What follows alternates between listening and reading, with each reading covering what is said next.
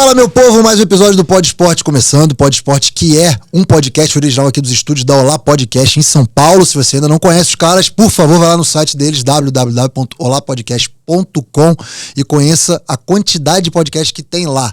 Os caras também têm aplicativo, então é só você ir na sua loja digital e baixar ele. O Pod Esporte tá no Spotify, tá no Deezer e tá aqui no YouTube. Por favor, já deixa joinha, lembrete para sempre que tiver episódio novo você ser notificado. Hoje vamos falar sobre futebol, mas não só sobre futebol. É uma pessoa que vive muito futebol, mas trouxe ele aqui para falar de outras coisas também. Jornalista, antes de ser palmeirense, jornalista. Seja muito bem-vindo ao Pod Esporte, Leandro e a mim. Valeu, Diogo, obrigado pelo convite, prazer estar aqui. E, cara, gosto muito de conversar com atleta, porque, sabe, a gente jornalista que começa a trabalhar muito com futebol, a gente, ou com outros esportes, a gente acaba, acha que está se aproximando do atleta, mas muitas vezes está se distanciando.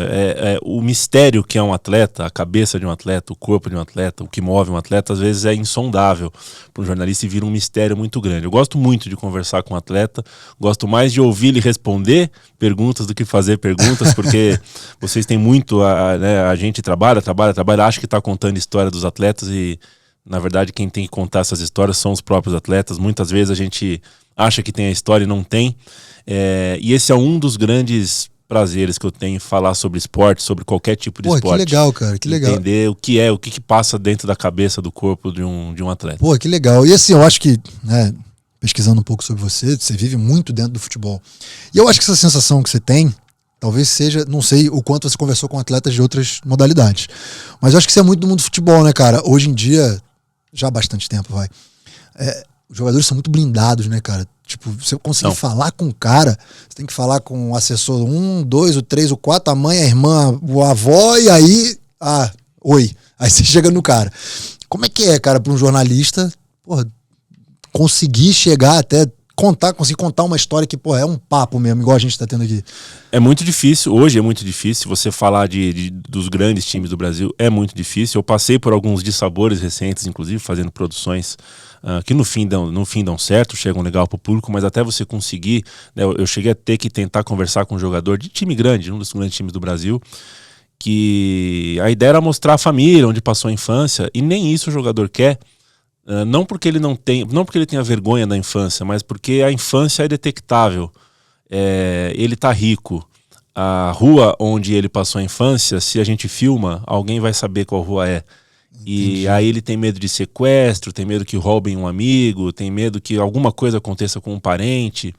Então essa película de medo faz parte do atleta quando ele ganha uma fortuna, mas tem também um descolamento que eu acho que não tem a ver só com a fortuna, tem a ver também com tá sempre no treino, na viagem, tá sempre trabalhando naquela exigência, aquela pressão. O cara vai dormir, acorda, café da manhã, almoço, janta, pensando em performance, e as pessoas ao redor dele não tem muito como penetrar nesse mundo dele. Ele não tem muitas vezes como dividir isso com um amigo, com a esposa ou com o marido, ou com o namorado, com a namorada, porque acha que a pessoa não vai conseguir entender o que ele está falando. Ele vive dentro de uma solidão, o sentimento dele meio que coloca ele dentro de uma cápsula de solidão. É a sensação que eu tenho, né?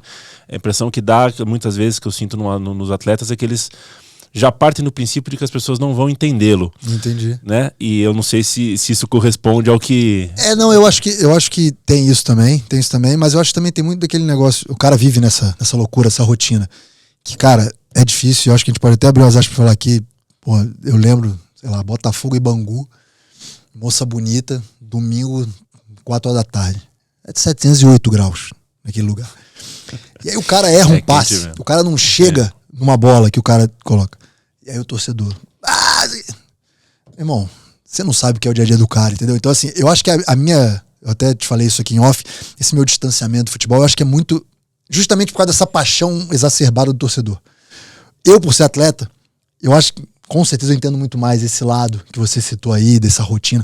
E olha que, por exemplo, o meu esporte, ele não... Durante muito tempo, em seleção, exigiu muito isso. Né? Principalmente quando a gente estava reunido com a seleção. Mas no clube, não. Né? O jogador de futebol, ele tem uma rotina que ele não tem vida, cara. Ele não tem vida. Então, eu acho que no momento que talvez ele tenha, aí entra um repórter, e muitas vezes, né, e aqui me corrija se eu estiver errado, muitas das vezes os repórteres, eles não estão preocupados em contar uma história, estão preocupados em achar aquela manchete que vai... Eu não tô aqui fazendo juízo de valor, tá? Pra ganhar o dia seguinte. Pra ganhar o dia seguinte, exatamente. Aí o jogador já... Assim, eu acho que historicamente o jogador foi ficando ligeiro com essa história. Falou, cara, não vou. E aí se fecha. E a gente tá num podcast e é importante a gente prestar atenção para notar como os movimentos recentes são sintomáticos de como esses atletas, de como esse comportamento que você bem colocou, estão vicejando, né? Recentemente a gente teve um jogador como o Tietê falando coisas muito importantes sobre a sua carreira, sobre a sua infância, sobre o seu começo de carreira, sobre racismo. Foi num podcast. O Richarlison abriu a sua sexualidade, um assunto que ele nunca quis tocar. Ele falou sobre a sexualidade dele em um podcast. Eu acho que está acabando também um pouco do fetiche que esses atletas têm com o grande estúdio, com o Projac, com a TV Globo. Também. É um pouco porque chega lá e está um pouco intimidado, porque virou essa distância, parece que virou um senso comum, virou um consenso entre esses atletas de que o jornalista é chato, de que o jornalista vai fazer perguntas incômodas, e quando ele senta para trocar uma ideia, para conversar numa linguagem que ele está mais familiarizado, a coisa... pode ser inclusive com um jornalista. É diferente. Esse formato aqui do podcast, da história do papo, enfim. Existem 1000 formatos de podcast. Eu tava vendo até um podcast do Primo Cast, do Primo Rico, com o pessoal do Flow, com o pessoal do Inteligência.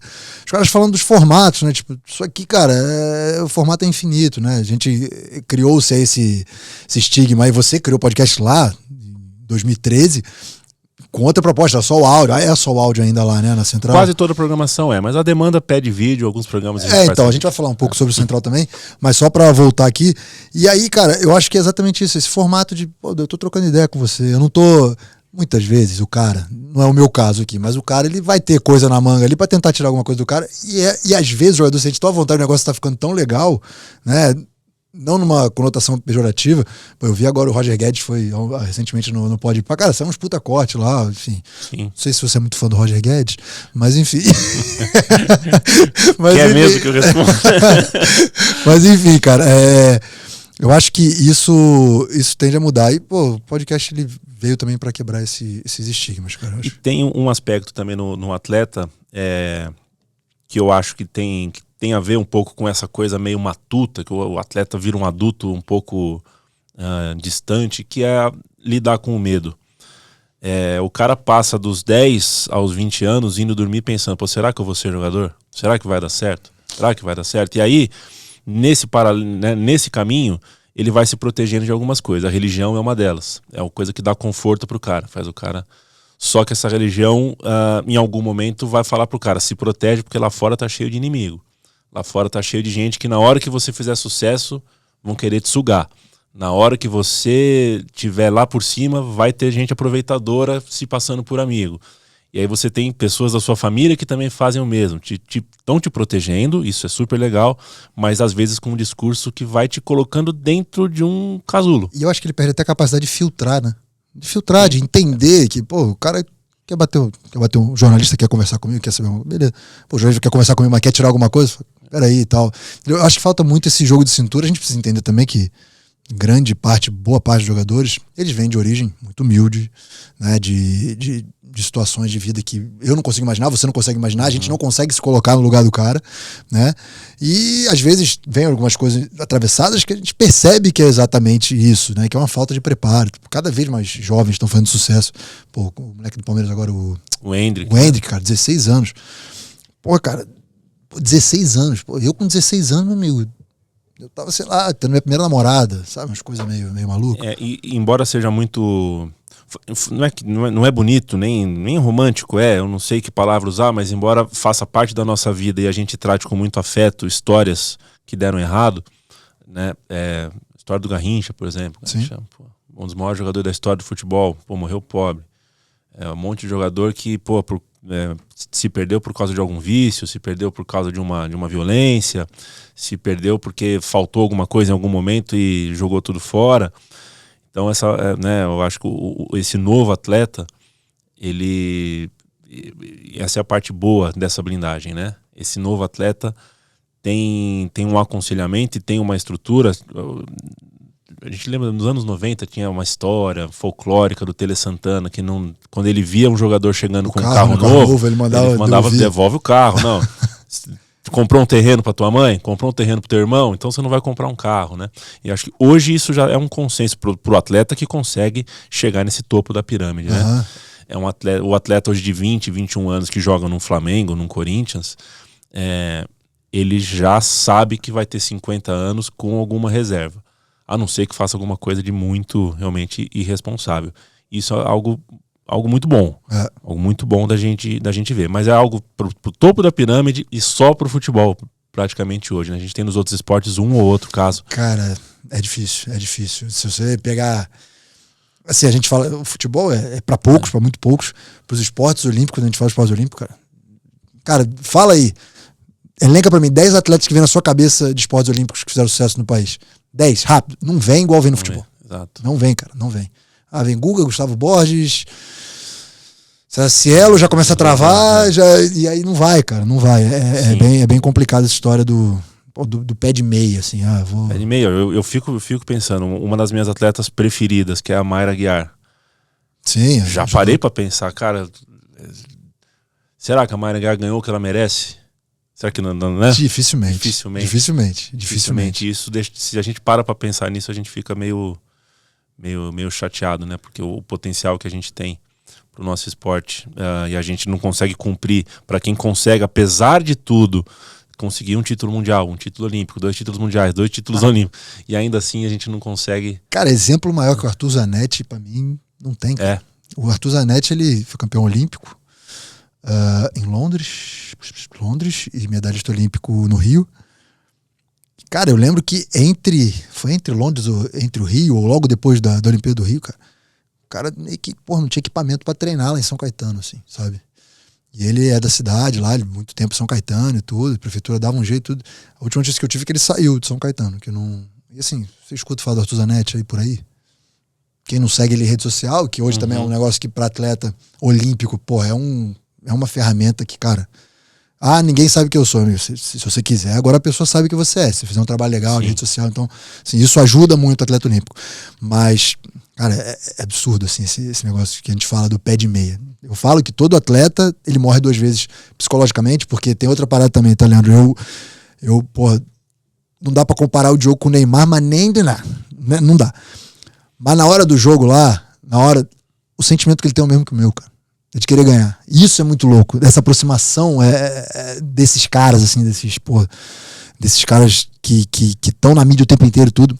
Eu tenho certeza que a sensação quando ele perde um jogo é a mesma que a minha. É igual sem botar nem tirar, independente da conta bancária desse, só um pouquinho diferente da minha. Isso é muito diferente. Isso é muito igual, cara. Você sabe que eu nunca me esqueci de uma frase de uma nadadora, a Flávia Delaroli. Sim. Que certa vez numa entrevista no estúdio da Central 3, inclusive, foi perguntada a ela sobre saudade de ser atleta, né? A saudade de nadar, né? Ela é uma pós-atleta, ela sente saudade. Ela falou, da competição eu não sinto. Eu sinto saudade de tudo que envolve a competição. E aí ela explicou como desde que ela parou de nadar competitivamente, ela não, aquele estágio de concentração que ela tinha antes de uma prova, ela não encontrou em nada. Ela tentou fazer comida, ela tentou fazer dança, tentou fazer yoga, tentou voar de balão. Ela nunca encontrou. Então é um pedaço dela que ela nunca mais vai acessar. Isso é algo que nós, que não somos atletas, não vamos conseguir entender nunca. E de fato, treino, descanso, alimentação, pré-jogo, rituais, reza, aquecimento, gelo pós o jogo, injeção, fisioterapia, dor, tudo é o que a gente não vê. A gente vê só a performance durante, né? E de fato vocês coincidem em tudo, né? O tenista, a ginasta são... E aí quando você fala isso tudo, eu volto pra história lá de Moça Bonita, do Botafogo e Bangu, entendeu? Quando o cara não chega na bola e tem o cara, você quer baladeiro. Caralho, meu, você não sabe. Você não sabe o que é o negócio, entendeu? Pô, mas começamos falando pra caceta, né? Mas que bom, é ótimo. Vamos voltar então um pouquinho do começo. Cara, você já deve ter respondido essa pergunta 1000 vezes, mas não tem como eu não te perguntar. Por que o jornalismo esportivo? Porque, você... moleque, quero ser, sei lá. Muito provavelmente você gostaria de ser jogador de futebol. Sim. E aí, o jornalismo esportivo, como é que foi essa história? Conta pra gente um pouquinho. Diogo, eu espichei muito rápido e tinha potencial para ter sido um jogador. Você é grande mesmo, cara. Quantos eu tenho, outros não tem? sei, mas devo ter 1,90. Você é grande, você é maior que eu. Eu com 11, 12 anos dei aquela espichada, eu era o zagueirão que sobrava assim. Meu sonho era ter 1,90 m, cara. Eu tenho 1,83 m, que pô, dói muito 7 centímetros. Só que isso não se cumpriu. E eu tinha um primo da mesma idade que eu, que cumpriu. Esse foi jogador de futebol profissional. Fez a base em grandes times, profissionalmente jogou em times menores, mas a base ele fez no Corinthians, no São Paulo, na Portuguesa. E eu passei a acompanhá-lo. E, até hoje o futebol é a única coisa que realmente eu olho uma quina de mesa aqui, eu lembro do escanteio. Eu não tenho uma... eu não consigo não pensar em futebol em nenhum momento, assim. Então, isso já estava dentro de mim. Eu estava naquela época, 15 anos, 16 anos, as pessoas elogiavam minhas cartas, né? Minhas cartas de amor.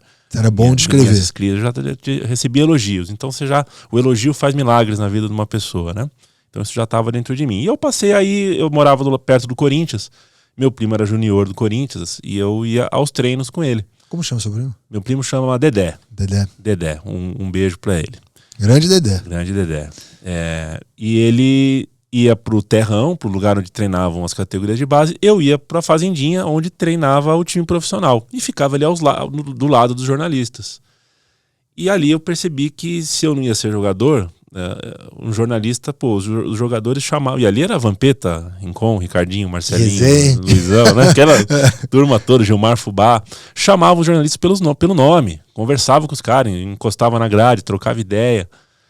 E aí eu falei, eu vou ser isso, é o que me sobrou. Se eu não vou ser o jogador, já tinha percebido que eu não ia ser, eu vou tentar ser esse cara aqui. E aí foi mais ou menos isso. Na primeira aula de faculdade, junta todo mundo em círculo, assim, uma coisa meio solene, todo mundo tímido, né?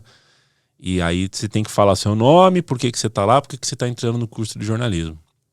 E eu disse, meu nome é Leandro, eu tenho 18 anos e eu quero fazer jornalismo porque eu quero escrever a biografia do Edmundo.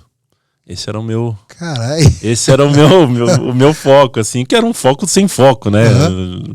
Mal eu sabia o tanto que eu ia ter que aprender para começar a pensar em fazer um livro. Hoje já, graças a Deus, participei de 2 biografias, que é algo que exige muita responsabilidade, né? Você imortalizar a vida de alguém num papel ali. Quais? Desculpa perguntar. Eu participei da biografia do Nazi, do vocalista da banda Ira. Gente, tudo ser roqueiro, então. Cara, pior que mais ou menos. Eu sou Beatles, gosto muito de Beatles, mas não me considero um roqueiro, assim, né? Se você me pedir a escalação do Deep Purple, eu não vou saber te dizer. Mas do Palmeiras de 70,5, aí você vai. E sou autor da biografia do Luiz Thunderbird. Sério, cara? O Thunderbird habitou minha infância, minha adolescência. Até um cachorro da TV Colosso. É verdade. Mas aí foi isso. Quando eu vi, eu virei jornalista meio que influenciado pelo futebol. Aí tudo que você escreve, tudo que você faz, pauta para sugerir, você tá perto do futebol. A princípio trabalhei com carnaval, depois de formado, talvez os primeiros 4 anos da minha vida com carnaval. Até que uma mão amiga me puxou para um blog de futebol. E a partir daí... Aí foi onde você realmente me segurei. Se encontrou. Um pouco porque era já o meu universo afetivo, é mais fácil de destacar, né? Muito. Então, acabei ficando aí, já é uma década aí que eu tô fazendo um pouquinho de tudo, claro. No fim do ano passado, trabalhei para a Secretaria da Fazenda de Alagoas, por exemplo. Nossa Senhora. A gente faz um pouco de tudo para conseguir, sempre, né? Eu tô entendendo esse mundo, tem uns 3, 4 anos que eu tô entendendo isso aí, cara. Eu já escrevi até blog de cílios para uma escola de estética, pra você ter uma noção. Então a gente dá um jeito, cara. A gente vai levando. Para fechar as contas, a gente vai fazendo de tudo um pouquinho, mas é isso. Você me convidou para cá e as pessoas me associam, de fato, a futebol, a falar sobre futebol. Isso me envaidece, me agrada muito, porque eu sou consciente de que trato o futebol com o máximo carinho, com o máximo respeito, com a máxima solenidade. E me protejo de falar de futebol desse jeito tóxico, desse jeito duro, desse jeito grosseiro, que muitas vezes a gente vê o futebol sendo tratado e que faz muito mal pro futebol, pro público, pro emissor da mensagem e para toda a fauna e flora aí do esporte. Você falou um negócio que talvez seja o que me deixe à margem um pouco do futebol, que é isso, cara. Tudo tem uma proporção absurda, gigantesca. E aí acho que um negócio que me chama muita atenção... Coisa do fracasso, né? Cara, eu tava... Uma coisa que me chama muita atenção no futebol é o extremo do negócio. Eu tava na final do Brasileiro de 92 no Maracanã, quando caiu a arquibancada. Você lembra Botafogo e Flamengo? Sim. O Botafogo ainda figurava em finais brasileiro. Voltaremos, porque, cara, esse negócio da SAF, só um parênteses, esse negócio da SAF, não, precisa de tempo. Cara, 2035 eu espero que o Botafogo realmente se organize e, porra, cara, vamos, cacete, né? A vida do ser humano não é tão longa assim. Pelo amor de Deus, vamos ver se vai. Mas, enfim, eu tava no Maracanã. Meu pai, primeiro que eu sou botafoguense em função do meu pai, que meu pai, eu morava muito perto do Caio Martins, onde o Botafogo jogava. E Niterói. Meu pai, Niterói. Meu pai era muito ligeiro. Botafogo e Olaria, vamos lá. Botafogo e Madureira, vamos lá. Botafogo e Flamengo Maracanã, calma aí, não dá hoje, é difícil e tal. Aí beleza. Aí de vez em quando eu tomava coragem e me levava. Eu tava na final de 80, com 6 anos, eu tava na final de 89, gol do Maurício, que ele empurra o zagueiro e mete o gol pra dentro. Segundo o Luiz Antônio Simas, botafoguense, ele não empurrou o Leonardo, ele empurrou o destino. Exatamente. E aí, cara, eu tava na final de 92, no jogo com a arquibancada, a gente tomou um baile, gol do Júnior de falta, 3x0, 3x0, se eu não me engano. E, cara, o negócio que me chamou muita atenção foi... E eu lembro, olha que loucura, né? Eu lembro, eu era muito novo, 92, eu tinha 9 anos de idade. Caiu a arquibancada, não sei o que, aí ficou aquele negócio, foi bem na minha frente, assim. E a hora que dá uma esfriada, cara, a torcida do Botafogo começa a cantar: nada mais gostoso que cair da arquibancada, raçar... Gente, tem gente morrendo. E aquilo, sabe, uma criança de 9 anos, sabe, eu acho que me... E aí você vai construindo toda a sua história, vendo as coisas que acontecem no futebol, porque é notícia, quando, né, tem a briga homérica do Pacaembu, tem muitas coisas que acontecem fora, violência fora. E eu acho que isso foi me distanciando, eu fui virando atleta de outra modalidade, me interessando muito, eu sou muito fissurado pela minha modalidade, consumo muito a minha modalidade. Se perguntar aqui a escalação do time da Alemanha, lá eu sei.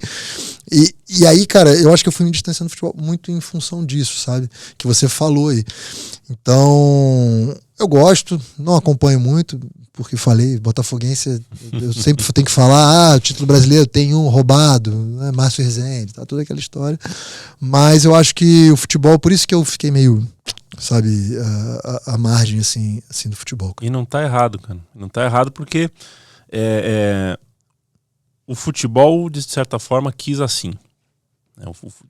O futebol, claro, não é uma pessoa, não é uma coisa com uma ideia só. O futebol é evidentemente é subjetivo falar assim, o futebol quis assim, mas em certa medida os clubes de futebol não se importaram muito em ter por perto torcedores mais razoáveis. Os clubes de futebol e o futebol, com a estrutura do futebol, prefere esse torcedor fanático, ainda que esse fanatismo muitas vezes extrapole, se torne violência, porque esse fanático ele extrapola, mas ele divulga, ele extrapola, mas ele compra o produto, e na hora que é conveniente falar desse fanatismo, nenhum clube abre mão disso. E a gente tem quando a gente fala de conversa de futebol, eu também me recordo, hoje com vergonha, mas na época ria. Eu sou de 84. E quando, com 8, com 9 anos, indo ao Morumbi ver jogo do Palmeiras ainda na fila, 92, 93, e um carro com os adultos e 2, 3 crianças no banco de trás, assim, para num ponto de ônibus e tem uma mulher esperando o ônibus, e mexe com ela, pergunta o time dela, aí ela fala, sabe? E provoca um e provoca outro.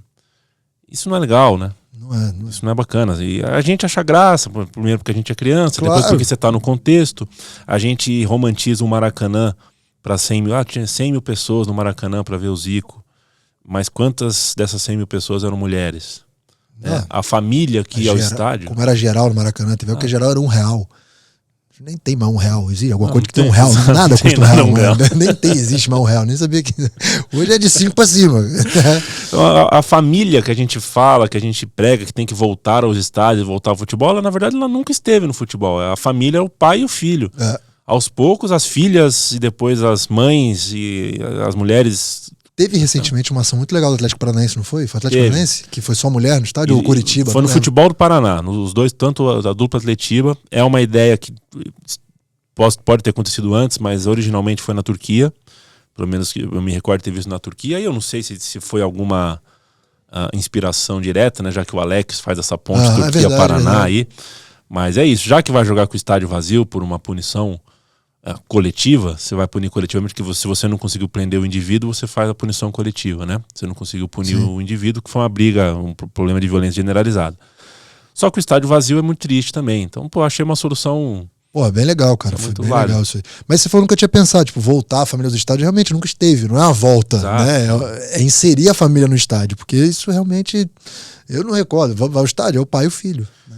E a gente, então, desde sempre tem o futebol pra gente é um lugar troglodita, é um lugar onde a gente tem na cabeça a ideia, vou levar meu filho no estádio para ele aprender a xingar, no estádio tá liberado certas coisas. E de fato, você tá ali você vai lá para extravasar. Muitas vezes a pessoa teve uma semana de merda, trabalhou de segunda a sexta. Essa violência que a gente vê dentro do estádio, a gente acaba vendo em outros lugares, por exemplo, no ambiente de trabalho, por exemplo, no ambiente de trajeto entre o estádio e a sua casa, o seu ponto de encontro entre amigos. Você vê isso hoje no ambiente virtual também, essa violência ela é reproduzida agora virtual, então, no ambiente virtual, nas redes sociais. Ela é exercida de maneira generalizada, não só no estádio. A gente tem várias questões para resolver. A questão da torcida organizada é uma delas, por exemplo. Elas têm um dilema, elas têm um problema para ser resolvido, porque elas existem, elas não vão deixar de existir. Oficialmente ou clandestinamente. Se vão existir clandestinamente, talvez seja pior. Se vão existir oficialmente, vão responder a quem, de que forma e com qual organização. Porque hoje elas são sócias da festa, mas são proprietárias da violência. Que elas não são as únicas a fazer. O cidadão comum também pratica violência hoje no futebol. A violência física, a violência psicológica, a violência virtual. Mas você junta tudo num lugar só. De fato, o estádio de futebol hoje, o futebol em si, o debate de futebol, é um debate triste. É um debate virilizado e um debate que não enriquece ninguém. Um debate que me deixa triste. Cara, inclusive, história de podcast e tal, você vai no YouTube lá, muitas vezes, você olha os cortes lá, tem um canal lá, acho que é mais de um canal, o cara só faz corte de pau, de comentarista, de analista esportivo. Por que você brigou com não sei quem? Cara, tipo uns pau assim que realmente deixa de se discutir o que é a bola. Aí você fica na dúvida, será que esse profissional é capacitado para falar sobre tática, técnica, né, sobre coisas... eu já vi muita gente falando, mas agora as pessoas falam primeiro terço do campo, coisa né, muito rebuscada, que eu também acho que não precisa, mas também você não vê o cara falando nada de conteúdo. Então, que fale então da maneira rebuscada lá, que é bonitinho falar, mas tá falando de conteúdo, sabe? Você tá trazendo coisa pra mesa que agrega. Eu tive, Diogo, entre 2014 e 2018, eu tive, junto com meu amigo e irmão Paulo Júnior, um blog dentro da ESPN. Era uma plataforma dentro do site da ESPN para blogs de torcedores. E eu tive um blog para falar de Palmeiras, né? E foram 4 anos muito bons, acho que o blog cumpriu o seu papel, só que, para efeito de redes sociais, só agora, em 2023, eu sinto que a minha rede social está pacificada de novo. Porque você escrever para o seu time, ou sobre o seu time, não para o seu time, mas sobre as coisas do seu time, faz com que você passe a ser seguido com pessoas com expectativas de que você defenda o seu time, não de que você fale sobre o seu time. E não é muito a sua característica, né? De forma nenhuma vai ser. O Palmeiras tinha naquele momento um estádio novo em construção, aquilo tinha que ser debatido, o acesso às ruas estavam fechados, o ingresso estava ficando mais caro, o clube estava passando por uma mudança de estatuto importante, o clube estava rebaixado para a segunda divisão.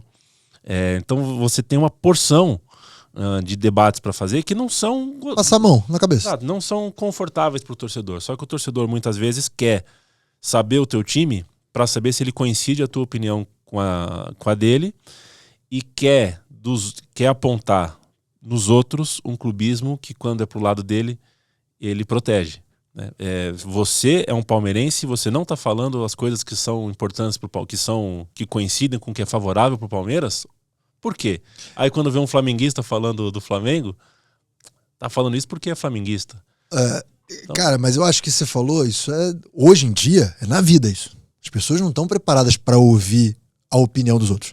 Elas querem a opinião das pessoas que coincide com a delas. O viés né? de confirmação. Né? E se não coincide, filho da puta, não sei o que, sabe? Não existe, tipo, você falar, sei lá, eu acho esse copo bonito. Eu falo, cara, eu não acho esse copo bonito porque tem esse friso aqui e ele... Você deve ganhar dinheiro do dono desse copo. Não, cara, eu só gosto dele. Não, e aí fica, sabe? Tipo, não tem um diálogo. É porque esse copo foi feito no Rio de Janeiro e você é carioca. Exatamente. Né? Aí sempre tem um negócio. Cara, isso é péssimo, é péssimo. Mas enfim, e aí essa sua postura de falar, né? Você falou do blog e tudo. Quando que surge a história da sua produtora? Do Central, como é que funciona? Conta tudo sobre o Central, porque é fantástico. A Central 3 vai ser para sempre o negócio da minha vida, o trabalho da minha vida. Eu não estou sentado aqui por outro motivo. Sem a Central 3 talvez eu não tivesse conseguido... Não estou falando nem de projeção qualitativa, não é que eu fui bem ou fui mal, grande ou pequeno. Mas as pessoas que eu conheci nos últimos 10 anos, todas de alguma forma, né, todos os caminhos que eu fiz de alguma forma tem a ver com esse passo que foi a Central 3, criada no começo de 2013. Eu trabalhava aqui na rua onde a gente está gravando, essa avenida grande aqui, essa avenida cheia. Na Faria Lima? Faria Lima, cheia de terno, gravata. Aqui só temos Faria Limers. Aqui. Sua cara também, de terno e gravata. Né? Patinete, tá na moto também, patinete elétrico. Patinetes elétricos, E eu trabalhava aqui num site espanhol. E embora tudo certo, não tinha o que reclamar do pagamento, eu não era feliz. Mas nada a ver com o esporte? Nada a ver, era um site de vendas. Tava fora do mercado, mas é aquela coisa, eu peguei o trabalho que bate, né? Conta tá lá todo mês, não esquece da gente. E vim aqui todo dia para trabalhar, só que infeliz, e numa festa eu conheci um advogado que veio a ser o meu sócio na Central 3, que estava com a mesma insatisfação na vida dele. Trabalhava com os negócios da família, coisas de contratos e tal, e ele estava muito insatisfeito, e a gente juntou as nossas insatisfações e achou uma coisa que nós dois gostávamos em comum, que é rádio, que é a comunicação, tudo mais. E foi aí que ele, como advogado, entrou com o que é estrutura, papel, tudo mais, documento, dinheiro, e eu entrei com o trampo. O trampo, editorial, ideias, produção, conteúdo, falar. E a gente começou dando 10 plays, 8 plays. Mas era tipo o que no começo? Era tipo uma estação de rádio? Não, era um podcast? Não, era o que fazia podcast. A gente começou com 3 ou 4... Quem falava de podcast em 2013? Ninguém. Cara? A gente tinha a percepção, através inclusive de um amigo nosso muito antenado nessas coisas, o Lucas, de que nos Estados Unidos a coisa estava pegando. E se pega nos Estados Unidos, esse tipo de coisa, passa um tempinho, chega aqui no Brasil, né? Então a gente apostou nisso. Claro que a gente não apostou com os 2 pés, né? A gente também tinha... Não, se não funcionar aqui, a gente pode montar uma web rádio, não sei o quê. Mas o fato é que o que a gente vê hoje no podcast em 2023, os videocasts, né? Uma pessoa 19, de cada lado. Começou em final de 19, na pandemia explodiu. Se você pegar uma foto da Central 3 em 2013, você vai tomar um choque, porque a estrutura é idêntica, por exemplo, à mesa do Flow, assim, uma pessoa de cada lado com 4 microfones e uma TV aqui do lado, espelhando. Que legal, cara. Foi, de alguma forma, visionário, mas foi visionário na parte estrutural aqui. A gente sempre foi um time pequeno, sempre foi um time querendo militar na comunicação independente, sempre com uma ideia editorial, política muito, muito clara. A gente nunca deixou de mostrar qual é o lado da política, tanto a política da urna, né, dos votos, quanto a política social, o que a gente defende para a educação, para a segurança, para a política e tudo mais. E a gente foi feliz do nosso jeito, né? Hoje, 10 anos depois, certamente a gente não triplicou, quadruplicou, quintuplicou o nosso faturamento, orçamento, nem o nosso time, mas a gente foi muito feliz, e a gente até hoje, eu tenho muita alegria de falar que em 10 anos a gente não abriu o microfone para nenhum tipo de escrotidão, nenhum tipo de discurso de ódio, sexista ou qualquer coisa que tivesse causado vergonha na gente ou ou que justificasse que a gente fosse duramente criticado, cancelado e tudo mais. Pô, que legal. Isso é um orgulho que eu tenho. São 10 anos nessa estrada aí. Que legal. E quantos programas hoje tem lá na Central? Hoje a gente tá... Não é exclusivamente de esporte. Não. Os nossos líderes de audiência não são de esportes, inclusive. É o Xadrez Verbal, é política internacional, nosso líder de audiência, com Matias Pinto, Felipe Nobre Figueiredo. A gente tem o Medo e Delírio em Brasília, que foi um diário em forma de sátira do último governo, que continua agora, vai continuar mostrando de forma satirizada o que acontece em Brasília. Também é um dos líderes de audiência e fala de política. Então a gente tem programa de educação, programa de cultura legal, pop, cara. já teve programa de cinema, programa de educação, já teve uma porrada de coisa. Bacana, vou deixar aqui o link na descrição do Central 3, evidentemente. Vou deixar aqui pra galera que quiser consumir o conteúdo, acho que isso é massa demais. Cara, e aí eu queria ver com você assim, um negócio que talvez você não saiba me responder, mas, cara, por que o futebol é desse tamanho? Não sei se alguém te perguntou isso. E eu me faço muito essa pergunta, evidentemente, por vídeo no esporte. E não. Diogo, você é handball, você é invejoso. Não é invejoso. Eu quero saber o porquê que o futebol tem essa fatia imensa, talvez até historicamente. E os outros fiquem com nada, entendeu? Essa é a pergunta do milhão, Diogo. E para começar a responder, eu te devolvo uma outra questão. Você talvez seja um caso à parte, não conte, porque você é um atleta. Mas eu posso dizer que eu e muitos outros amigos, essa última Olimpíada em Tóquio, eu trabalhei para a CNN. E então a gente passava a madrugada ali e tal, antenado em tudo. E eu morando em Maceió, conversando com as pessoas na redação aqui em São Paulo. E chega uma hora que bate uma epifania na gente. Faz 5 dias que a gente está assistindo esporte. Por que só agora? Por que nos outros 4 anos a gente não fez isso? Porque é uma delícia. Ele é bom demais. É uma delícia. Aí a gente fala, cara, o que eu tava fazendo? E vou te contar um segredo. Todo dia tem. Todo dia tem. Não é só quarto sábado ou quarto domingo. Todo dia tem. Todo dia tem. E aí, se você tivesse... Isso é coisa que me pegou. Porque se eu estivesse acompanhando todo dia, eu estaria acompanhando melhor agora, porque de judô eu entendo legal. Depois eu te conto, fui um judoca. É mesmo? Fui um judoca infantil. Pô, legal. O Brasil perdeu uma medalha olímpica porque Você lembra da novela A Viagem? Lembro da novela A Viagem. Pois é, eu era um promissor judoca, mas a novela A Viagem era no mesmo horário do meu treino. Mentira que você gostava da novela A Viagem, por isso eu não ia pro treino. E aí eu parei de ir no treino. Por causa da viagem? Eu não é criança A idiota. Viagem, como é que era o nome do Fábio Assunção? Não. Eu tinha o... Guilherme Fontes. Papel de Alexandre. Alexandre. Perdemos uma medalha olímpica. Por causa da viagem, meu Deus do céu. Mas se eu vou ver uma prova de natação, é muito mais legal assistir se eu sei o que a nossa concorrência fez nos últimos 4 anos. Esse aqui é bom. Esse aqui faz a segunda piscina melhor. Esse aqui tem uma largada mais forte. Esse aqui voltou de contusão. Pô, esse aqui caiu no dobre, foi uma merda do caralho, mas agora tá voltando. Esse aqui, bateu todos os recordes até o sub-20. É claro, você tem um contexto pra assistir aquilo. Que é quando eu paro pra ver o futebol, Você tem? Esse daqui jogou em tal time, esse aqui tá jogando contra o ex-clube, esse daqui foi formado tal. E a gente, de partida, já não desfruta totalmente, porque a gente não tem esses detalhes. E aí a gente passa por uma... que eu consigo compreender também, que é assim, não dá pra gente contar a história toda na Olimpíada, de todo mundo, de todos os países, então a gente conta a história dos brasileiros. Eu acho discutível a maneira como a gente conta a história dos brasileiros, que muitas vezes é a história também... chegou, hoje é teu dia, hoje você vai competir... E aí a gente dá um jeito de contar a tua história, a tua infância e tudo mais. E meio que o dia seguinte, de novo, não tem. Uhum. E é uma coisa que como é que eu vou te explicar o que me incomoda, né, nesse ponto específico? Me incomoda que falta crítica na hora que dá errado, falta a crítica honesta, a crítica construtiva, a crítica parceira, a crítica que não é oportunista. Crítica, né? que é fundamental no final das contas, porque é um negócio que, se for feito da maneira correta, vai fazer... Opa, mas e por que não critica? Não critica porque não tá lá. E aí eu acho que também faz... né? Pô, eu não acompanho, não dou visibilidade. O que acaba de alguma forma indiretamente ajudando a não gerar um dividendo de patrocínio e tudo mais. E agora eu vou dar porrada.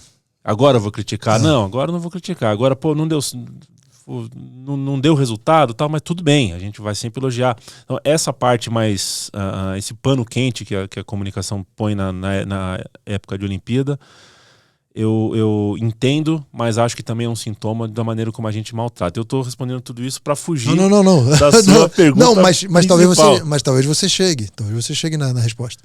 Porque, assim, a resposta para isso, cara, é por que em determinado momento o Flamengo deixou de ser um clube que tinha como finalidade principal a prova de remo para jogar futebol, Entendi. né? Isso, se a gente for voltar 120 anos atrás para tentar entender como é que o futebol se tornou uma coisa popular aqui, vai dar uma pirada na gente. A gente vai falar de abolição da escravatura, 1888, e o esporte que é para branco, que é para rico, que é o futebol, o esporte que aos poucos começa a ter uma entrada de um público mais do povão, não? Do público popular, do público negro, do público periférico. Só que aí você tem uma reinvenção de um Brasil aí, num segundo momento, no começo do século, você tem uma reinvenção, entre aspas, né, uma reinvenção social de um Brasil que quer recolocar as coisas dessa forma, né? A elite faz uma coisa, faz outra, o resto do público faz outra. E essa tensão, ela existe até hoje, tanto do ponto de vista social, mas também dentro do esporte. Talvez o futebol tenha se tornado essa coisa popular toda, porque o futebol virou a causa pela qual o povão quis comprar a briga lá atrás. Entendi. Isso num primeiro momento. E aí a gente ganhou a primeira Copa América no fim dos anos 10, e aí a gente foi popularizando as coisas começaram a dar certo, e aí o futebol ao redor do mundo inteiro se tornou muito, muito grande, não é um fenômeno nosso. É isso que eu ia falar, não é um fenômeno aqui. Mesmo nos países, por exemplo, citando o handball, que o handball tem uma cultura absurda, Alemanha, França, o futebol é gigantesco também, é muito maior que o handball, muito maior, muito maior. É que aqui, eu acho que sim, nos outros países o futebol é enorme, também concordo. Mas também são grandes nos outros esportes, entendeu? Eu não entendo essa jogada pro escanteio que é o que acontece com os outros esportes. É isso que eu acho que é o que magoa, é o que traz um pouco de ressentimento para alguns atletas olímpicos, enfim, atletas de esporte olímpico. É legal, né? É chato, né? Mas ouvir você falar que magoa, que essa é uma percepção que a gente deveria ter mais, assim, de que tem um desaforo, né? Tem um pouco de desaforo, porque cara, a história do Ezequias. Esse cara, como diversos outros. O Ezequias acho que é um grande exemplo, mas, cara, a gente tem muita gente doida que assim, doida que eu digo, doida em fazer o que faz e chegar onde chegou. Né? Sim. E isso, cara, pra mim tem umas histórias, até algumas que passam aqui pelo Pod Esporte, sabe? Até alguns atletas que chegam mesmo, que, porra, cara, que você fala, meu, não é possível que você viveu isso, que rolou isso, entendeu? E aí eu te coloco uma outra problematização aqui, né? Reafirmando que eu não tenho essa resposta, né? Eu fui de 1880 até aqui, tentando sempre especular o porquê que a gente é tão monotemático para falar de esportes. Mas eu me recordo, na Olimpíada de 92, eu criança, eu e meus primos tiramos os colchões das nossas camas, colocamos no corredor ou no quarto, e um colchão junto com o outro era a nossa piscina. E a gente ia se arrastando, igual minhoca, no colchão, para ser o Gustavo Borges. Agora, a criança, depois da Olimpíada de Tóquio, quis ser a fadinha. Ou quis ser, sei lá, o Ítalo, né? Quis ser o Ítalo ou o Medina. Sim. Deve ter pegado alguma coisa da casa para fingir ser um skate ou para fingir ser uma prancha de surf. Quem nunca bateu no lugar e falou, pra imitar o Guga, da nossa geração? Então, quando chega na gente, a gente se apaixona pelo negócio. Quando a gente se apaixona pelo negócio. Eu entrei no judô porque eu sou contemporâneo do Aurélio Miguel. Porra, Aurélio Miguel, depois do Rogério Sampaio. Eu quero fazer isso. Então, quando chega na gente, a gente quer ser. O problema é como chegar. O futebol é dono do filé E aí você vê, a Fórmula 1 vicejou na Globo quando era de manhã ou de madrugada, não compete com futebol. Boxe, né? Mike Tyson e tudo mais, madrugada. Depois Anderson Silva e MMA, madrugada. Vôlei, Joga sexta e segunda, sei lá. Exato. O vôlei, quer aparecer mesmo, o vôlei? Quer? Vai jogar domingo de manhã. Aí a gente transmite, lá no Esporte Espetacular. Pô, tem uns jogos de vôlei domingo, 9 horas da noite, cara. Exato. É o que dá, meu amigo. Que é o que dá. Então você meio que não tem essa divisão. Meio que tá posto aí, né? Tá posto aí. As pessoas que cuidam disso devem ter números, devem ter estatísticas que suportam essa ideia de que o público não vai assistir. Se for no memorável. Eu acho que assim, tem o lado do público, da história de, pô, não consumo, não vejo e tal, não sei o quê. Mas eu acho que tem uma culpa muito grande também das entidades que fazem a gestão dessas modalidades. Tipo, vôlei, lá com... Acho que a história da CBV começou a mudar muito com o Nussmann, quando ele estava na CBV. E aqui eu não estou entrando em os problemas que aconteceram depois com o Nussmann, no COB, enfim. Mas fato é que deu um salto absurdo de qualidade com o Nussmann. Aí veio medalha olímpica e tudo. Só que eu vou te contar um negócio, talvez você não saiba. O handebol é campeão mundial feminino, adulto, em 2013. E aí quando veio o título mundial, eu vivi a minha vida inteira dentro do handebol falando, a gente precisa de um resultado. Agora vai, a gente precisa de um resultado.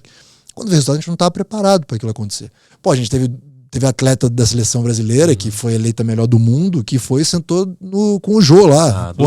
Não, quem sentou com o Jô foi a Alê Nascimento, que foi a primeira melhor do mundo. Depois veio a Duda. A Alê sentou com o Jô Soares, cara. Cara, onde a gente chegou? Num canhão, velho. Só que a gente não estava preparado para isso. Diferente do vôlei. Quando veio a medalha olímpica, os caras já tinham batido na trave em 88. E aí, 88 não, 84, geração de prata de 84, 88 foi mais ou menos, 92 medalha olímpica de ouro. Já tinha se montado, a sensação que eu tinha que já tinha se montado uma estrutura, falava, tá chegando o negócio, vamos então. Os caras ralaram pra cacete, o Maurício Levantador, o Maurício Lima veio aqui no Pode Esporte, ele contou muito da história e tudo. Os caras ralaram pra cacete, meu. Só que a hora que veio o negócio, tá todo mundo preparado. E a sensação que eu tenho é que as entidades não estão. Do tipo, Confederação Brasileira de Ginástica, porra, quer uma medalha que a ginástica, a quantidade de medalha que a gente conquistou nas últimas 2, 3 Olimpíadas aí, né? Pô, Rebeca, Arthur Nori, Diego Hipólito, que eu falei agora o D'Argola, meu Deus do céu, me fugiu o nome. Enfim, o Arthur Zanetti. Cara, quantas escolinhas tem de ginástica no Brasil rolando pra gente ter... Quantas competições passam em horário, sei lá, terça-feira à tarde? Não tem, cara. E a mesma coisa, e essa crítica eu também faço à Confederação Brasileira de Handebol. Cara, era pra gente ter uma cacetada de coisa, né? Quando veio o título mundial, era pra só, pronto, agora vai, surfa a onda. Não vai, cara, a gente, dificuldade muito grande. Mas a gente não tá na grande mídia. Pô, você falou da ESPN. A ESPN transmitiu o handebol durante 10 anos. Aí por uma questão de... achou que ia pra Bandeirantes, achou que ia mudar o nome. A ESPN transmitia jogo lá atrás, meu, de graça, transmitia jogo de fase, de Campeonato Paulista, de Liga Nacional. Aí, pô, parceiraça, assim, aí veio uma proposta da Bandeirantes, colocaram na não, vamos passar a final da Liga em TV aberta. Beleza, tchau, ESPN. E aí, beleza, não teve mais nada. A gente tinha direito de imagem com a Globo, se eu não me engano, todo o processo olímpico do Rio, todo o quadriênio, né? Cara, se passou muito pouco, assim, sabe? Passava finais de liga e tal. Cara, sabe, é muito pouco o que foi feito para poder ter essa massificação aí. Eu enquanto eu tava te ouvindo, Diogo, eu tava pensando, sabe, me veio à cabeça aqui o quanto... Vou dar o exemplo do skate para tentar, eu acho que é o contraste maior, assim, né? Garotas e garotos, 13, 14 anos, umas mais velhas, já mais astutas para a coisa do mercado, né? Já entendem um pouco como é que é a coisa de faturar com o story do Instagram, já entendeu, tem um patrocínio da Nike, tá tudo certo. O skate sempre foi... o skate nasce como uma parte de um estilo de vida de contracultura, praticamente, né? É contestação, é rebeldia. Que em muitas das pautas não tem a ver com o esporte. Exato. Né? É completamente o oposto. Completamente oposto.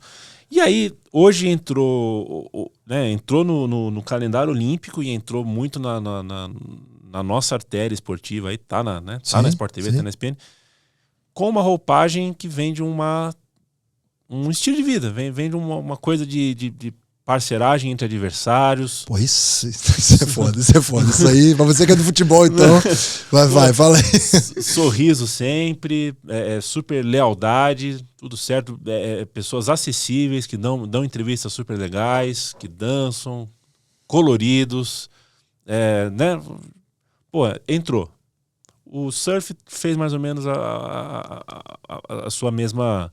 Né, dentro do que dava ali, porque lugares diferentes, mas o surf, essa coisa da praia, do sol, sempre de dia e tal, também conseguiu vender essa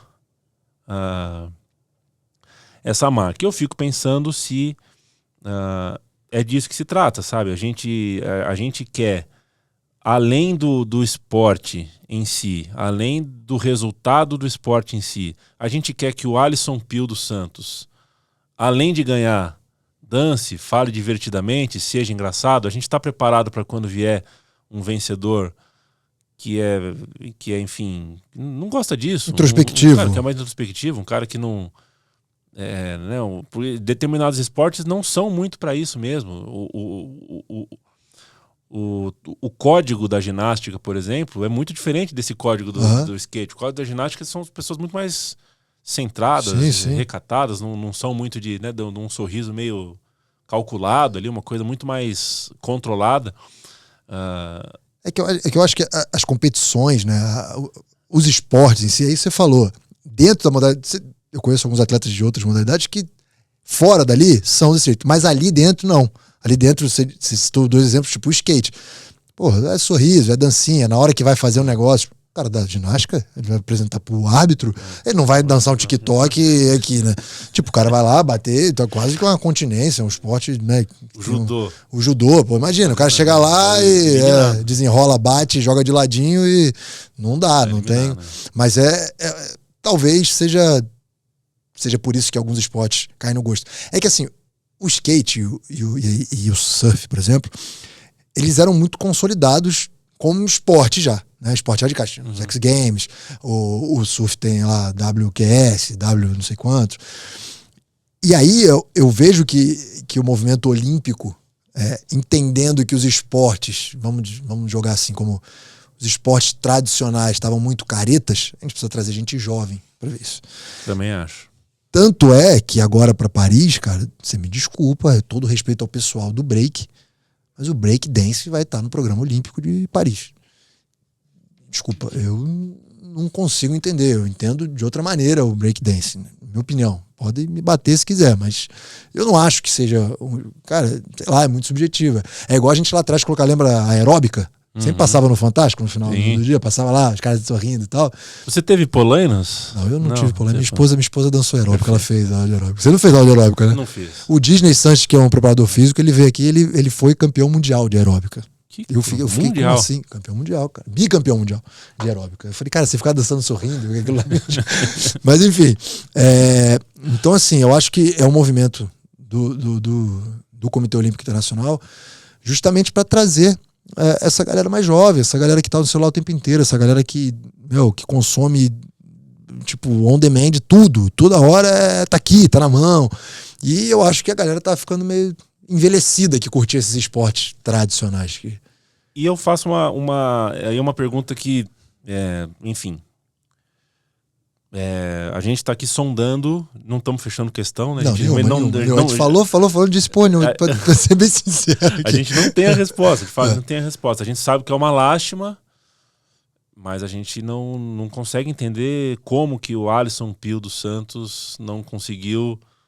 né, como que a gente com o Queiroz na canoagem, com tantos outros nomes, a gente não consegue ser o que a gente deveria estar destinado a ser como potência olímpica, midiaticamente falando. Só que aí eu fico pensando, nos Estados Unidos, que é um grande exemplo ocidental aqui de como fazer esporte olímpico funcionar em primeira educação, né? Primeiro você estuda e faz parte de e depois vira um atleta seletivo e tudo mais, e ganha medalha, e o êxito é muito grande. A transmissão lá, como é que é? Eu não sei. não sei se transmite muito, porque eles já perdem tanto tempo, entre aspas, com os esportes principais deles. Acho que assim, Estados Unidos é um exemplo que eu acho que tudo o entretenimento vem em primeiro lugar. Né? Então, o esporte que dá certo lá é o que gera entretenimento, é o que é business. Então, NFL, NBA, beisebol. Cara, já viu um jogo de beisebol? Desculpa. É chato. É, cara. O único esporte desses. Cara, é chato. É chato, acho que até pela transmissão. Você tá no campo lá, deve ser mais legal, porque você consegue ver o cara ameaçar correr da base e tal. Mas é chato ver na TV. Eu acho chato. Depois tem o futebol americano, que é uma puta festa, que é uma puta. Tem o NBA, que, porra, a última coisa que você vai fazer no ginásio é ver o jogo. Você tem tanta coisa pra você ver que você tá tendo um jogo ali, vamos ver. Agora, um negócio que, por exemplo, me chama a atenção, um dos esportes dos Estados Unidos que me chama a atenção muito é o vôlei, cara. Você escuta falar sobre competição nacional de vôlei? Masculino e feminino, você não escuta. É tudo universitário. Os caras têm um nível universitário absurdo. Então, assim, a política dos caras é educação, esporte ali e tudo. E aí a triagem, aí, quem chega pra ser um atleta olímpico nos Estados Unidos, meu amigo, é porque o cara já... É porque chegou o cara que é pra ser foda com PH maiúsculo, ou a menina que, porra, pelo amor de Deus. Então, temos inúmeros exemplos. Phelps, Simone Biles. Pô, tem muita gente que chega lá. Então, assim, eu acho que o processo de seleção deles, o como eles levam a sério, né, esse processo de seleção, de quem vai estar na seleção. A sensação que eu tenho aqui, cara, e assim, com todo respeito a tudo que eu fiz dentro da minha carreira, cara, se eu tivesse em qualquer outro país do mundo, eu ia chegar a uma seleção juvenil. Porque se é ruim? Não. Porque tem um monte de cara muito bom. Eu fui meio que sobrevivendo, sabe?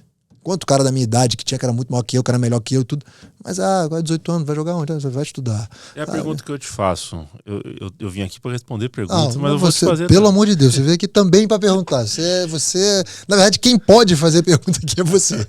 Eu só sou intrometido. A gente tem, na hora de pensar objetivamente na solução, que a gente está aqui confabulando, pensando em... pensar na solução. E no ressentimento com a falta da solução até hoje. Esse ressentimento é mais destinado a clubes, Flamengo, Vasco, Palmeiras, Corinthians, São Paulo, Grêmio, clubes que de repente não participaram desse momento do esporte, ou mesmo clubes menores que acabaram. Minha família é São José dos Campos, o tênis clube lá, já clubes foi. Associativos. Clubes associativos, como o Pinheiros, está aqui perto onde a gente está gravando, não, o seu Pinheiros.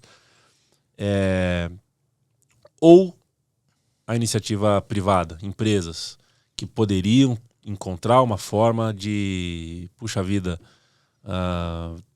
fazer o que o Banco do Brasil conseguiu fazer com o vôlei, por exemplo. Uma associação de 30 anos. Eu acho que talvez o ressentimento maior seja com a gestão de cada modalidade. Porque não foi o Banco do Brasil que foi lá bater na porta, vamos transformar isso aqui. Com certeza foi alguém da CBV que chegou lá e bateu, olha só o que eu tenho para vocês. Olha o que eu tenho aqui para oferecer para vocês, pra gente transformar o Banco do Brasil na cara do voleibol brasileiro. E aí deu uma cagada, Não, deu a cagada depois lá, mas tô falando, eu falei cagada, mas não é cagada. Teve o trabalho de conquistar a medalha olímpica nesse momento e tal, tudo isso meio que foi se consolidando, entendeu? Convergiu tudo para ser um negócio muito bom. Mas eu acho que o maior ressentimento, e eu até tinha preparado essa questão para levantar aqui para você, porque eu vi você falando em outro podcast sobre você não querer que o Palmeiras seja só Palmeiras Futebol Clube, que você queira que o Palmeiras seja a Sociedade Esportiva Palmeiras. Né? Então, eu fico imaginando, cara, quantos % será de uma folha salarial de um time de futebol como o Palmeiras, como o Corinthians, E aí eu não tô entendendo aqui, não entendo sobre a dívida que os caras têm, que eu sei que é um absurdo. Mas da folha salarial do time de futebol, quantos % você conseguiria fazer uns 5, 6 esportes olímpicos fortes dentro de um clube como Palmeiras, Corinthians, Flamengo? Então, assim, tem esse lado que poderia pensar, mas se for falar de ressentimento, eu acho que é com a gestão de cada modalidade olímpica. Eu acho que conseguiram. E assim, eu tenho notícias que o COB faz coisa muito legal, tá fazendo coisa muito legal de captação, de capacitação desses profissionais, dos gestores das modalidades, mas a gente ainda não viu o resultado, né, ali no final na outra ponta lá. Mas, assim, eu sinceramente eu não vejo um caminho muito promissor aí para todas as modalidades, não. Né? Eu vejo cada vez mais do mesmo. Sempre vejo mais do mesmo, não vejo esse resultado assim aparecendo. Mas com certeza eu quero que você fale sobre isso. O que você acha também. Se é possível trazer essa cultura do futebol para dentro dos esportes olímpicos. Eu tive a oportunidade de jogar no Vasco da Gama. Estava até falando aqui em 2000, quando o Eurico Miranda achou que... O ano mais insano da história de um clube no Brasil. Aquilo ali foi... Não, veio de insanidades e culminou naquele ano ali, né? Porque em 2000, cara, o Eurico, pra quem não sabe, o Eurico Miranda, eu acho que eu já falei isso aqui, o Eurico Miranda, ele achou que o Vasco ganharia mais medalha que o próprio Brasil nos jogos, primeiro Pan-Americanos de Winnipeg, que de fato aconteceu, se eu não me engano. O Vasco ganhou de muitos países. Tipo, ele falava, o Vasco ganhou mais medalha que tal país, nos Jogos Pan-Americanos de Winnipeg em 99, porque ele já começou com essa megalomania dele em 99. E em 2000 ele falava que nas Olimpíadas de Sydney o Vasco ganharia mais medalha que o Brasil, porque ele começou a contratar atleta estrangeiro também. Tudo que era seleção, cara bom. Cara, eu era juvenil no Vasco ali, cara. Eu transitava no meio dos caras, tipo, Nenê, que tá hoje. Nenê era moleque também, mas do basquete, Manuel Tobias, do futsal.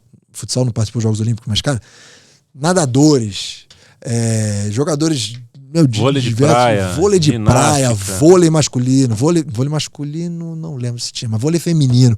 Cara, você andava na Disneylândia do esporte ali dentro. E só que foi impressionante, porque acabou a Olimpíada, e aí, coincidentemente, o salário começou a atrasar e atrasou durante um ano, e aí findaram-se muitos esportes ali. Mas eu queria saber o que você acha da possibilidade, do que seria, de como seria. Um dos podcasts que eu apresento desde 2013 chama-se Meu Time de Botão, junto com o Paulo Júnior, e a gente, quando contou a história do Vasco de 2000, foi uma das pesquisas mais divertidas que a gente teve, porque uma hora a gente começou a entrar nessa fragmentação aí poliesportiva. O Vasco tinha recebido o aporte econômico do Bank of America. Talvez tenha sido o time que teve o maior orçamento do mundo em 99 e 2000. Cara, foi um absurdo. Só que gastou de maneira... O Vasco ganhou a Libertadores de 98. Ganhou de 98. Né? E aí chegou com um dinheiro absurdo. Campeão da América, o Eurico realmente entrou numa onda de que o Vasco se tornaria a maior potência do planeta. Muito maluco. E o que o Vasco investiu em esportes, e no livro Futebol Como Ele É, livro do excelente Rodrigo Capello, ele detalha como o poliesportivo não estava na contabilidade original do Bank of America. O Bank of America mora o olho do senhor Eurico. Sério isso? Seu Eurico é bom demais, né? O acordo era pro futebol. O que tá acontecendo? E ele, não, eu sei o que eu faço, vocês não entendem nada de Vasco, deixa comigo. E foi fazendo. E aí, evidentemente, estourou, porque as coisas... Tem umas histórias meio obscuras do time de handball do Vasco de 2000, que os caras moravam em hotel, cara. Os caras moravam em hotel, moravam um ano em hotel, cara. Como assim, cara? Tipo, sabe? Pra não contar pra não andar muito pra frente, mas os caras moravam em hotel. Porra, não existia isso. E ele vendeu o que ele... E aí você vai pro futebol, que gastava com Edmundo e Romário. Cara... Saiu recentemente aí o quanto corrigido para hoje, o quanto eles ganhavam na época, assim, era absurdo. É absolutamente uma insanidade que dá para entender porque que o Vasco hoje sofre com dinheiro, e sofre com dinheiro até hoje. Precisou vender barato a sua SAF, né? E aí só eu fiquei no Vasco 2000 e 2001. Em 2001 fizeram um ginásio lá, meio que existe até hoje lá no Vasco, que tipo, ele é coberto, só que nas laterais ele é aberto. Eu chegava antes e às vezes o futebol tava treinando, cara. Tem uma cena legal do Romário, alguém dá uma esticada pro Euler assim, ó. E o Euler chegou na bola e tal, o Romário parou aqui na entrada da área, voltou assim, ó. Falou, peixe, correr desse jeito aí, você vai pro fosso do Maraca, meu amigo, ó, tranquilo aí. Eu falei, caralho, Romário. Então, assim, coisas que marcaram minha adolescência no Vasco, cara. Mas você viver dentro de um clube de futebol, a gente, só pra voltar ao nosso assunto, é tudo muito grandioso, né, cara? Eu lembro que quando começou a atrasar salário, eu lembro até hoje, a gente tinha um roupeiro, porque o clube, e isso é muito louco, e isso acontece lá na Europa também, porque eu conheço atletas que jogam em clubes europeus de futebol, tipo Benfica, Sporting. A cultura dos caras é do futebol, pra qualquer esporte. Então, a gente chegava no vestiário, eu juvenil, chegava no vestiário, tava lá, o cara, você vai deixar o seu tênis aqui? Não, o tênis é meu, cacete. Vai deixar meu tênis, tá louco? Não, porque aí eu deixo aqui pronto pra você amanhã. Não, o tênis é meu. Aí tava todo dia lá, o kit de treino, dia de jogo, kit de jogo, que camisa legal. Pendurada. Cara, aquilo ali era, do caralho. E aí eu lembro que começou a dar merda, e foi quando a ACE, lembra da ACE que patrocinava o Vasco? Patrocinava o Vasco, ela saiu do Vasco. Que, porra, uma cacetada de material. Cara, eu passei um carnaval com o dinheiro que eu fiz, que o cara me deu. Cara, vende essas porra pra você poder... O cara me deu uma porrada de produto, assim, do Vasco. Eu vendia camisa do Vasco, colete, short, meia. Vendia uma porrada, porque o cara, o corropeiro lá falou, cara, você tá na merda mesmo, eu tô fazendo isso também, então toma aí um pouquinho pra vocês. Então a gente sobreviveu um pouco assim também. Mas só pra falar da estrutura. Essa estrutura, cara, do que você acha? Como é que é? A pergunta provocativa que eu sempre faço é essa. No clube de futebol, tem missão social? Você pode responder sim ou não. Eu tenho muitos amigos que respondem que não. Amigos que de repente são um pouquinho mais conservadores, são um pouquinho mais, que tendem um pouquinho mais para olhar as coisas do lazer e esporte como algo que é privado, que não é um bem, não serve a um bem-estar público, ainda que seja um bem-estar não físico, mas enfim, faz parte. Você vai assistir um esporte para sonhar um pouco, para esquecer da conta de luz um pouco. Mas tem gente que acha que não. Tem gente que me responde, não, clube de futebol não tem missão social, tem que ganhar o Campeonato Brasileiro e depois a Libertadores. E se tá gastando dinheiro com a bocha ou com a piscina, tá errado. Tem que gastar dinheiro para ganhar o campeonato. Tem gente que pensa assim. Eu penso que não. Eu penso que o clube que eu torço é o Palmeiras. O Palmeiras existe há 110 anos. E nasceu para reunir pessoas que tinham acabado de chegar a uma geração, a primeira, no máximo a segunda geração de imigrantes. Que vieram de muito longe, certamente para sair da Itália para vir para o Brasil em 1875 ou em 1901. Essas pessoas não estavam muito bem de vida. As pessoas se reuniram por algum motivo num país estranho e quiseram praticar esportes. A gente precisa prestar tributo a isso? Sim ou não? Eu acho que sim. Eu acho que um clube de futebol tem que pensar na sua comunidade, tem que pensar no seu entorno, tem que pensar em qual bairro participe. Se vai fazer uma reforma do estádio, essa reforma tem que de alguma forma dialogar com o que está acontecendo. Se dá uma pandemia, o seu estádio tem que abrir para vacinação. Se acontecer uma enchente, o seu estádio e o seu ginásio tem que abrir para receber gente que perdeu o teto. O clube de futebol está aí para isso. Do contrário, não teria por que ter 110 anos de vida. Uhum. Ele não existiu por 100 anos de vida porque ele está descompromissado e desconectado com as pessoas. Pelo contrário, a contrapartida que ele tem. Ele existe porque a gente bancou emocionalmente e muitas vezes economicamente a existência desse clube. Pode ser o Palmeiras, pode ser o Bangu. Uhum. O Bangu tem que estar conectado com o entorno da cidade. Claro. O Palmeiras também. Para quem responde sim, a gente faz essa segunda pergunta. Tá, mas por que só o futebol? No caso da nomenclatura é o que menos importa. São Paulo acabou de ser vice-campeão intercontinental de basquete. Se chamando São Paulo Futebol Clube. Acho que o problema não é esse. O problema fosse esse, era só mudar o nome. Não tem nada a ver. A questão não é a nomenclatura, mas é o seu papel, o seu lugar no mundo. Você tem clubes como o Flamengo, que por estatuto tem que ter um time de basquete profissional, um departamento de ginástica. Tá no Estatuto do Flamengo. Tá no Estatuto do Flamengo. Acho que se não tivesse, já teria passado algum tempo sem... Como tá no Estatuto, tem que cumprir. Então, já que vai ter o time, vamos ter um time forte. Pra não passar vergonha. Que é isso, cara. Porque se vai ter... O cara, a marca, é isso que é foda. Porque o Palmeiras, tá bom, tá no Estatuto, tem que ter um time de vôlei. Não vai botar um time merda. Exato. Eu já ouvi isso. Uma vez eu entrevistei muitos anos atrás, entrevistei o diretor de basquete do Palmeiras, inclusive já morreu. Um cara, um senhor muito simpático, que antes da entrevista ele falou assim: minha vida é feita aqui no Palmeiras, pô, meu irmão era mais fanático do que eu. Um dia roubaram o Palmeiras aqui, ele invadiu a quadra, comeu a súmula, com carbono e tudo, comeu, mastigou, assim. Eu falei, essa entrevista promete, né? Uma entrevista promissora. E aí na entrevista ele acabou falando isso, que soltou essa, assim, que a disputa dele com o seu patrão, com a presidência do clube mesmo, era essa. A presidência entendia que para ter e não ganhar, é melhor não ter. E aí você perde alguns aspectos que são, cara, o que é você chegar num clube como um Palmeiras ou como um Vasco, andar pelo clube e tá passando uma garota e um garoto que acabaram com a meia sujinha de saibro porque treinou tênis, alguém saindo com a toquinha porque treinou a natação, estão crescendo ali no clube, estão dando vida pro clube. É importante que o clube tenha vida, não é importante só que o clube veja. O Palmeiras, tô falando do exemplo do Palmeiras, que é o meu time, a gente está usando como exemplo principal, pode ser qualquer clube. Já é um dos maiores clubes de futebol. Precisa ser um dos maiores clubes de futsal?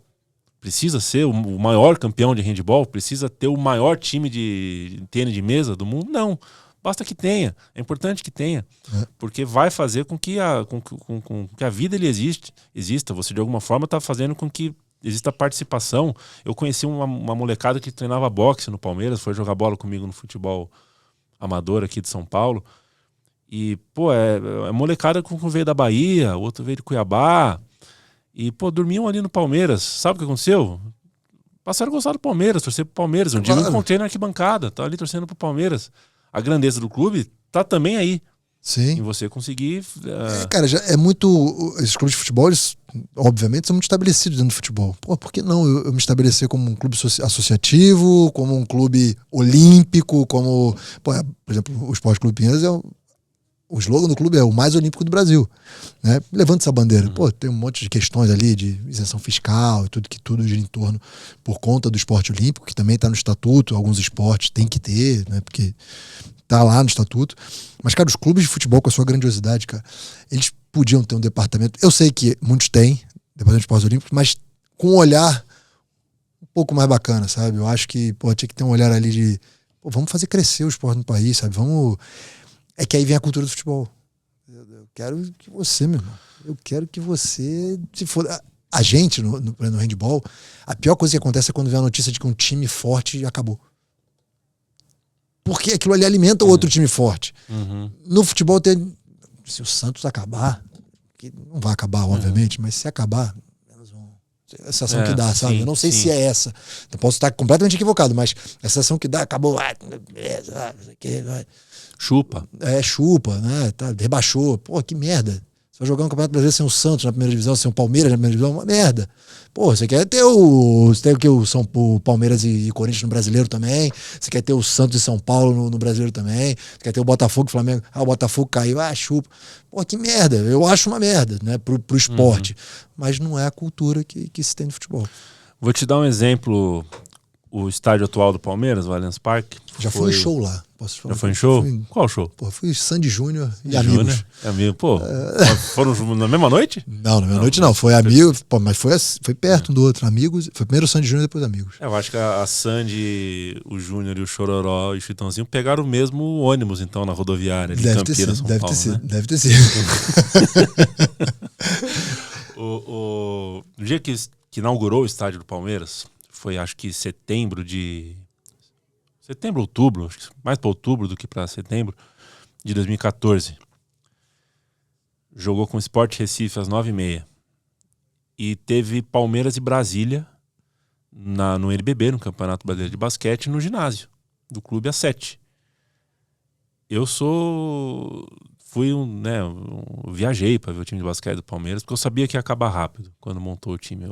Você foi ver? Eu amei o time de basquete. Os 4 anos que ele jogou na Elite no começo da década passada, foi um amor muito... Porque eu sabia que ia acabar. Eu sabia que era então vamos desfrutar enquanto... E se acredita que entrei no ginásio para ver Palmeiras e Brasília, o lado de fora do ginásio estava absolutamente lotado, porque era a inauguração do estádio. E o ginásio praticamente vazio. Porque... E aí eu tenho testemunhas, amigos e amigas. Não sabiam que estava tendo jogo. É claro que não sabia. Não sabiam, porque o clube não quer que... assim, você tá... muitas vezes eu senti o basquete ali um clandestino oficial. Agora você imagina. Você pega ali claro que não foi assim que divulgaram o jogo contra o Sport, mas um flyer lá. Palmeiras Esporte, inauguração do Allianz Parque, tudo. E embaixo assim, ó. Preliminar, basquete, Palmeiras e... Meu irmão, entupia aquela porra, abarrotar, e os caras iam ganhar, porque, porra, imagina, torcida de futebol. Cara, por que não? Entendeu? Por que não? É isso que me deve... Vamos tentar trazer aqui um diretor de esportes olímpicos de algum clube grande para essa pergunta. O porquê não? Por que não? E porque alguns clubes... Assim, a gente não precisa comparar o seu Botafogo com o Real Madrid. Mas eu acho Porra, que dá. Você pegou, até doeu aqui, né? Mas acho que dá pra gente comparar os nossos clubes com o Sporting de Lisboa, com o Fenerbahçe, com o Galatasaray. E esses, né, pelo menos em Portugal e na Turquia, 2 países que têm uma cultura muito forte de futebol.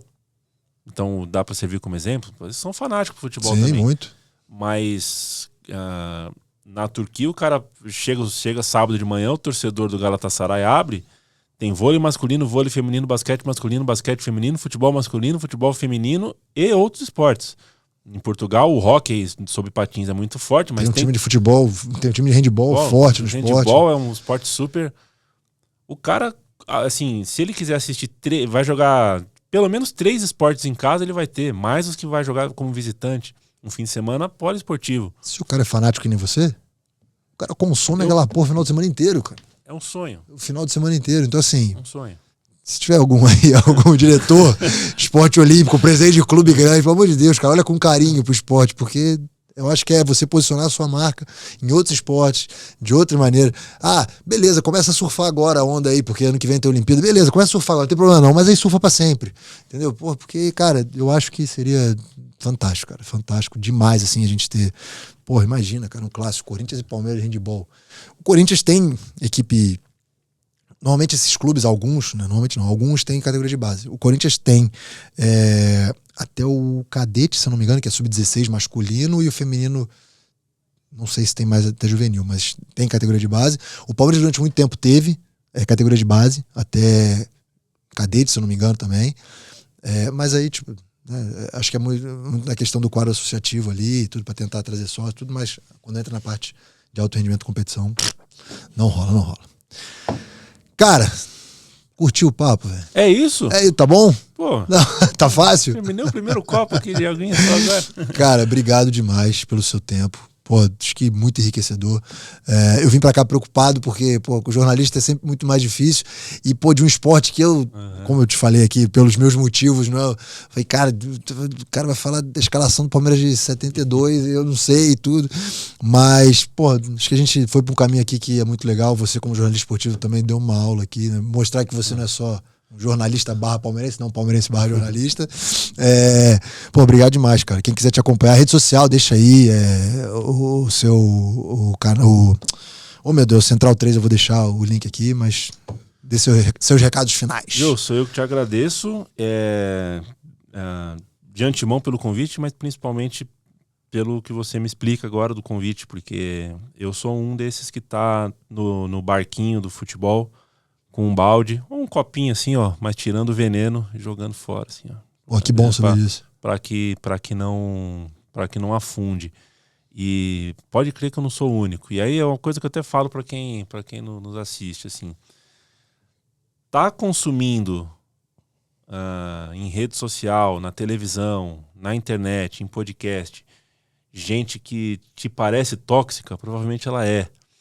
Gente que tá querendo te arrancar emoções que você percebe que não são naturais, que tá querendo te vender essa ideia de que tudo é fracasso, tudo é épico, tudo... fode, cara, porque tem bastante gente querendo falar sério, tem bastante gente querendo falar numa boa sobre esporte, tem bastante gente querendo falar sobre educação aplicada ao esporte, sobre as etapas que envolvem sobre a filosofia que tem ao redor da competição esportiva, do esporte em si. Não falta, cara. Hoje, graças a Deus, com essa coisa da difusão da informação, a gente não precisar do Projac para falar. A gente cria o nosso Projac, né? A gente tem muita oferta, cara. É só fugir do piloto automático, porque o algoritmo vai sempre mandar os mesmos pra gente. E quase sempre esses mesmos são aqueles que, na verdade, tentam fabricar dentro da gente emoções que não são legais, emoções que são destrutivas. Por exemplo, por que o Twitter nunca tinha me indicado o seu podcast antes? Por que eu nunca tinha ouvido o seu podcast antes? Me ressenti para fazer a lição de casa aqui. Passei ontem, né, a te conhecer esse podcast para saber o que me esperava aqui. Fiquei, pô, tá vendo? Como tem coisa boa, como tem coisa legal sendo feita fora do Brasil. Tem uma porrada de gente como você nos Estados Unidos, né? Tem atleta que faz podcast, atleta que fala com o público em rede social de um jeito muito diferente do nosso aqui no Brasil. Isso é muito saudável. Eu estou muito feliz de ter te conhecido, trocado essa ideia, porque vou embora aqui com a esperança um pouco, Porra, que legal, um pouco cara. mais arejada, assim, de que dá para ter um debate super independente, sem amarras, franca e sem pisar. Sem pisar em ninguém, sem ser oportunista com ninguém. Porra, que legal, cara. Obrigado. Minhas redes sociais, Leandro Yamin é meu Twitter, é o único que eu uso. LP Yamin é meu Instagram, mas vocês só vão ver foto de água lá. Eu me apaixonei por natação, cara. Você acredita? Como assim? Só ver foto de água? É, mar e piscina, basicamente. Eu tive uma paixão pós-pandemia, né? Na pandemia eu fui morar em Maceió, porque aqui em São Paulo me coloquei maluco. Meu apartamento virou um... Quem não? Então quem não? Você, como atleta, estava falando antes do programa começar, como foi difícil. E em Maceió me apaixonei perdidamente pela natação.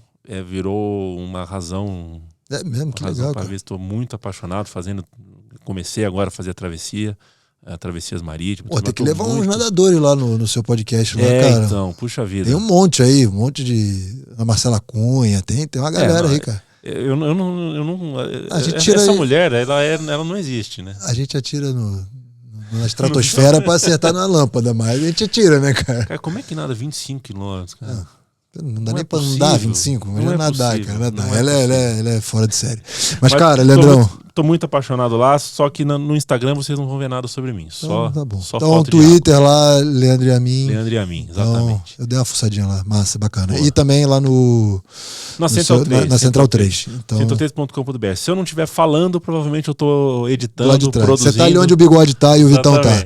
Boa. Exatamente. Bacana. Obrigado demais, Leandro. Obrigado a você. Valeu. Sucesso pra você e conte aqui sempre com o Pod Esporte. Te digo mesmo. Com as portas abertas. Valeu. E pra você que acompanhou mais esse episódio do Pod Esporte, não esquece de se inscrever nas nossas redes sociais. E também acompanhar em todos os canais que a gente sai. E também agora você tem a Central 3 para acompanhar também e o Grande Leandrão. Certo? Adorei esse papo, foi muito massa. Espero que vocês tenham curtido. Valeu, um abraço, fui.